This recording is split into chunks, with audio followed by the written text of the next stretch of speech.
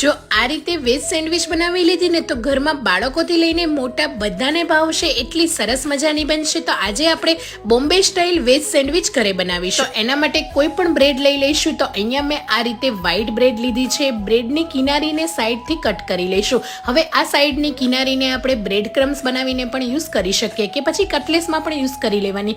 હવે એની ઉપર આ રીતે બંને બ્રેડની સ્લાઇસ પર બટર લગાવી લઈશું. બનાવેલી ધાણા, ફુદીના, મરચાંની ચટણી લગાવી લઈશું. બંને સ્લાઇસ પર લગાવવાની છે. અને આ ચટણી તમે જે રીતે સ્પાઇસી ઓછી ખાતા હોય એ રીતે બનાવી લેવાની. હવે બાફેલા બટેટા, કટ કરેલી કાકડી, કટ કરેલા ટામેટા અને ડુંગળી મૂકી દઈશું. અને આ સેન્ડવિચનો ટેસ્ટ વધારવા માટે અહીંયા આ રીતે આપણે હાથીનો આખરી મસાલા લઈશું અને આ રીતે ઉપર સ્પ્રિંકલ કરી લઈશું.